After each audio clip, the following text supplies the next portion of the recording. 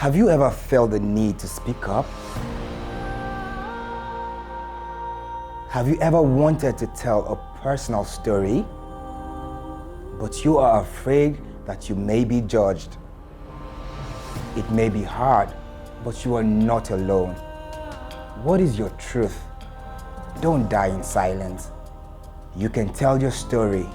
You can inspire hope, and you too can be free. Come out of the box. Step up to the microphone and tell it all. It's time to be free. It is time to unmask. Join us on Vantage TV's Unmasked to share your story. Today on Unmasked tells the story of a fight for family and for love, a fight for life.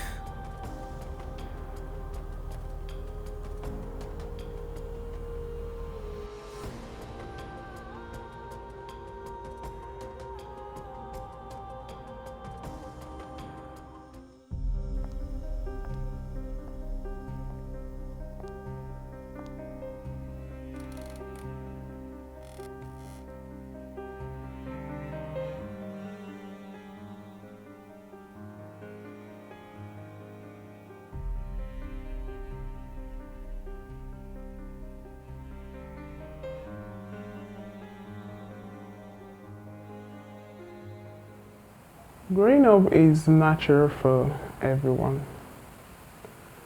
Growing up for me was hard. The only childhood I'd ever known was far from colorful. You know how as little kids we had fantasies of how we wanted life to be? A princess living in a castle filled with treasures, or would someday be carried off by a charming prince to a kingdom far away where she would become queen. Though I didn't read a lot of fairy tales, I grew up having the most colorful fantasies and dreams too. But then again, life does has a way of happening to us all, doesn't it? As the first child of the family and first daughter, my mother was very keen on me being well educated.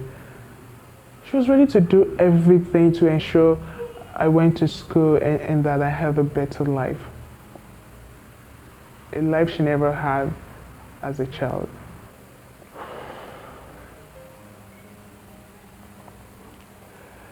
For me, getting into school was easy. But making it through school wasn't. My mom, who only earned through a small trade, carried most of the family's financial burden on her shoulders without a monthly paid job or support system. Back then, my dad was the only person working at a paid employment and earning cool money, but he contributed next to nothing to my upbringing and upkeep. The hardest part of going to school was paying the tuition. I began my schooling experience at a private school. The tuition fee quickly became too expensive for my mom. My mom found it impossible to meet up with paying the fees because most of what she earned from going house to house to make hair was going into ensuring we were fed with a roof over our heads. She could only afford to pay for a one-bedroom boys' quarter, where myself and 5 siblings lived with her. The joy of having clothes to wear, on the other hand, came majorly from pre-owned clothes that belonged to my rich cousins.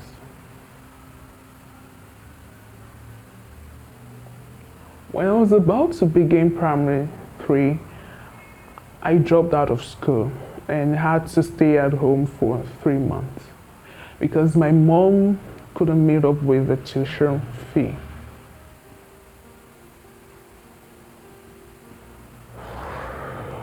Although I was very young and couldn't do much to help my mom, Seeing her go through pain and discomfort to make us happy and to ensure we had a better life troubled me mentally. I remember thinking, if this is what motherhood looks like, I don't ever want to be a mother. But then I was a child and I didn't know what I was saying.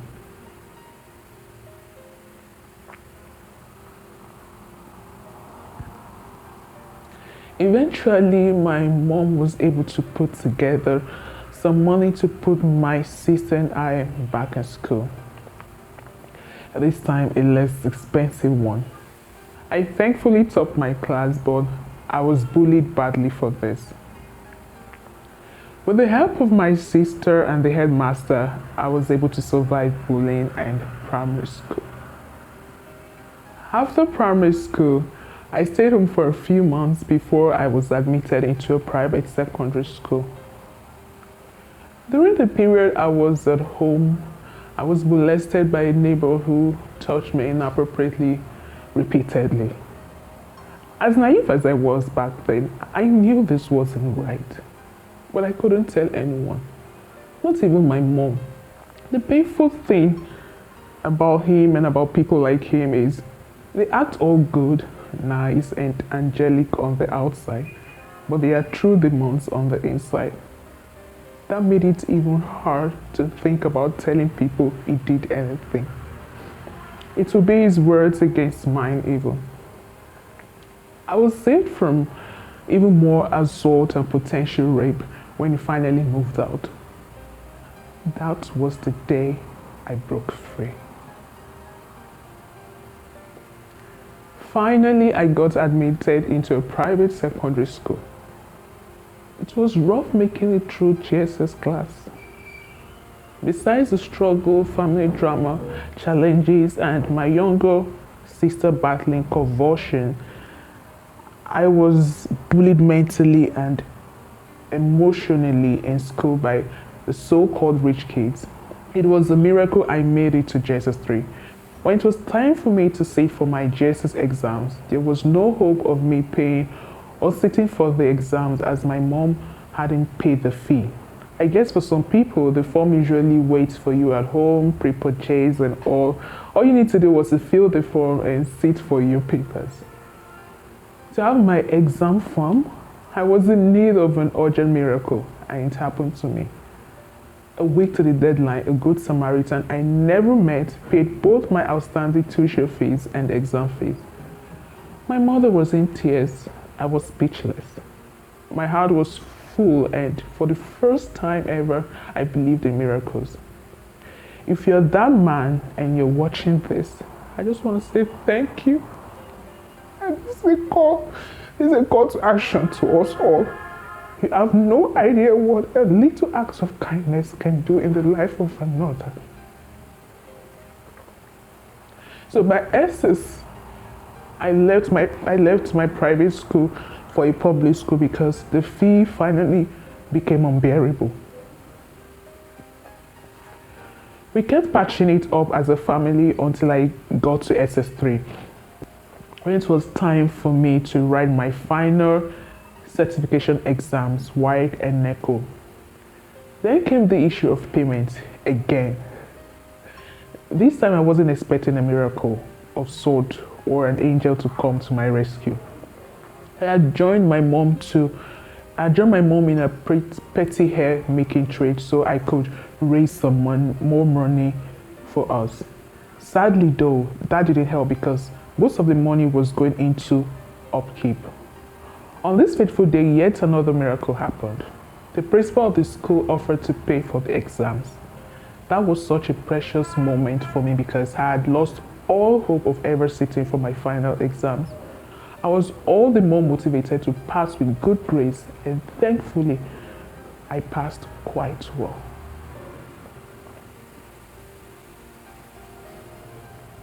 After secondary school, I stayed home for about 6 years, struggling to buy form after form and write JAMB over and over again. During this period, I worked as a sales girl in several places, including the cold room. One time I was a cyber cafe attendant, and later I was the PA to the CEO of a printing and publishing firm. While working in the cyber cafe, I was constantly molested by my boss in the office. Again, I couldn't tell anyone.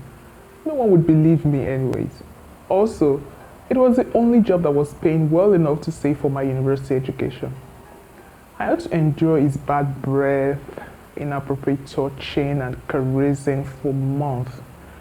His bid for me to keep my job was either some form of sexual stimulation or sex outrightly. So I opted for a hand job. My boss's friend also took advantage of me when I asked him to help me with some cash for my sister's exam fee. He gave me the money, but only after I allowed him caress my boobs. All for education.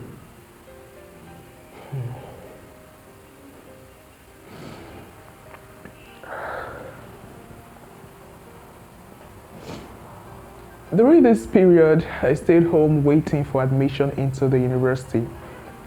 I met my first love. For the first time, I felt real love, which changed my perception about men and love. But then, life happened, and death took him away from me. My love story was cut short. Ever since then, I had looked for love, the chance to feel that way again, but all I got was breakfast. Has that changed my perception of men and love negatively? Yes. But do I want to give love a chance again? Of course, yes. Life will always happen, but we must never stop in the pursuit of happiness. I finally got admitted into the university, starting with a diploma which gave me a pass to a BSc in Business Administration. My university days weren't as tough as my life in primary and secondary school. Partly because I had saved some money and my auntie became a great support system for me and my siblings. While in school, I took up extra work to make money, from bead making and baking to teaching kids choreography, writing projects and doing assignments for people. Pretty much all the legit stuff I could lay my hands on to help with savings. It was during this period I lost my sister, my twinning, my soldier to the cold hands of death.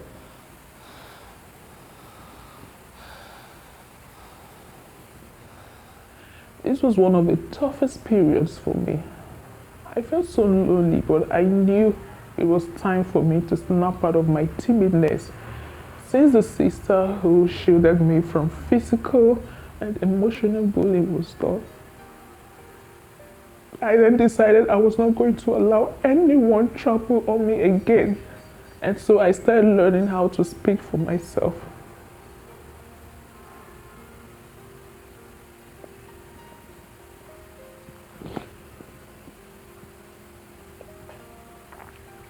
Against all odds, I graduated uni with a good grade, after which I went for the mandatory NYSC in Ebonyi State. I was redeployed to Lagos, where I later got employed, and ever since, I've had my fair share of Lagos experiences. In the year 2020, during the lockdown, I ventured into an investment scheme to boost my finances and create an investment portfolio. With so much trust and confidence, I invested my entire life savings of over $1 million into it. But I got the shock of my life when I realized it was all a scam. I lost everything and had to start over again. Did that scare me? Of course it did. I picked myself up again, learned my lessons, and started my savings practice from scratch, double-checking any and every investment plan. I've had my losses and trials, majorly all because of the desire to be educated and educate my younger ones. So it may not be much of a big deal to you, but seeing all I and my family has been through, it sometimes feels surreal that I am not just a BSc degree holder in business management, but a writer, voice artist, presenter, and sound editor. I have an account to my name. I can afford to buy stuff for myself, pay my bills, and support my mom financially as much as I can. I've come a long way. Even though I'm not where I want to be, looking back, I know I'm not where I used to be, and I'm truly grateful.